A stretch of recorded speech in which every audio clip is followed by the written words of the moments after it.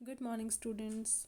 This worksheet is for class 10th. Worksheet number 59. You will write date 28 November 2020, name of student and name of class teacher. So आज की worksheet हमारी इस chapter से related है जिसका नाम है 100 ड्रेसेस पार्ट 1। ये आप अपनी बुक में रीड करेंगे ये वाला चैप्टर बहुत ध्यान से और फिर देखेंगे कि उस चैप्टर में क्या क्या हुआ है, क्योंकि यहाँ पर आपको जो एक्सट्रैक्ट दिया है ना बच्चों बहुत छोटा है, सिर्फ 3 लाइन का आपका ये एक्सट्रैक्ट है। इसमें आप नहीं प्रॉपरली समझ पाएंगे कि वो क्या कहना चाहते हैं और किस चीज़ के बारे में आपका ये चैप्टर है। तो आप पहले चैप्टर को अच्छे से रीड करेंगे।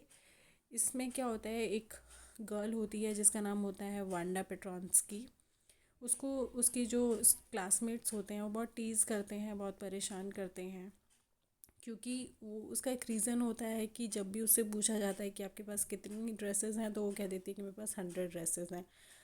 ठीक है, जब उससे पूछा जाता है कि आपके पास कितने पेयर ऑफ़ शूज़ हैं तो वो कहती है कि मेरे पास 60 पेयर ऑफ़ शूज़ हैं। तो उसकी इस बात को लेके उसको बहुत चिढ़ाया जाता है, हर बार उसको मतलब टॉन्टिंग किया जाता है, क्योंकि वो एक ही ड्रेस हमेशा पहन कर आती है, ब्लू कलर की फेडेड सी उसकी ड्रेस होती है। तो इसलिए उसको बहुत ज़्यादा परेशान किया जाता है स्कूल में। हमेशा वो लास्ट वाली सीट पे आके बैठती है। उसके जो शूज़ होते हैं वो गंदे हो चुके होते हैं मड में, क्योंकि वो ऐसी जगह से आती है जहाँ पे कीचड़ वगैरह बहुत ज़्यादा होता है। तो इसीलिए उसको बहुत कुछ सहना पड़ता है, क्योंकि उसके क्लासमेट्स उसको टीज़ करते हैं, लेकिन वो कभी भी और कुछ नहीं कहती। हमेशा जब भी उसे बोला जाता है तो वो कह देती है I have 100 dresses, I have 60 pair of shoes. ठीक है, तो इस तरीके से वो बोल देती है। अब यहाँ पर देखिए, ये जो पैसेज है ये किस चीज़ के बारे में है। She would never have paid any attention to Wanda if Peggy had not invented the dresses game. कि वह कभी भी वांडा पर ध्यान नहीं देती अगर पैगी वो ड्रेस वाला गेम इन्वेंट ना करती। But suppose Peggy and all the others started in on her next. लेकिन कल्पना कीजिए कि पैगी और बाकी सब लोग भी वैसा करना स्टार्ट कर दें। She wasn't as poor as Wanda.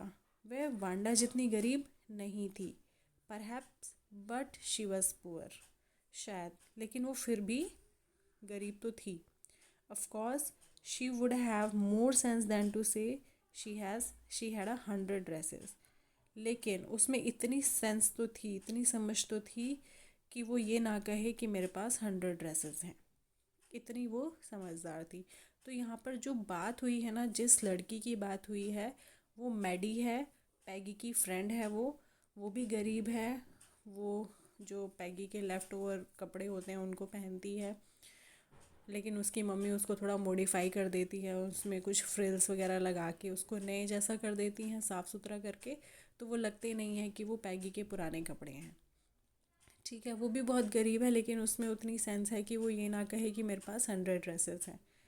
ठीक है बच्चों, तो ये आपका थोड़ा सा समरी मैंने आपको यहाँ पर बताई है। अब देखिए फर्स्ट क्वेश्चन आपका क्या आता है। Who is she in the above lines. ये जो ऊपर लाइन्स हैं यहाँ पर शी कौन है, अभी मैंने आपको बताया कि शी कौन है, मैडी है यहाँ पर। सेकेंड है which expression catches maddies emotion in the sentence. कि जो ऊपर सेंटेंस आए हैं उसमें मैडी का इमोशन कैसा है। But suppose Peggy and all other started in on her next. कि सपोज़ करो कि पैगी और उसके बाकी सब लोग भी वैसा ही करना शुरू कर दे जैसा वो वांडा के साथ करते हैं। ठीक है, तो यहाँ पर उसका कैसा एक्सप्रेशन हुआ है कि वो बहुत उदास हो गई है या सोच रही है वो ये चीज़ है ना। सपोज़ का मतलब होता है कल्पना करना, तो यहाँ पर आप सेकंड वाला आप टिक कर देंगे। फिर थर्ड है pick the option that list the set of true statements based on the extract. कि आपको वो ऑप्शन यहाँ पर टिक करना है जो ट्रू है, ऊपर जो एक्सट्रैक्ट आपको दिया है उसके बेस पर जो सही है। पैगी वॉज पुअर, पैगी गरीब थी। Maddie and Wanda both were poor, Maggie और वांडा दोनों गरीब थी। Maddie was worried that Peggy might mock her as well. मैडी बहुत परेशान थी कि कहीं पैगी उसका भी मजाक उड़ाना शुरू ना कर दे। ओनली वांडा इज़ पुअर, केवल वांडा गरीब थी।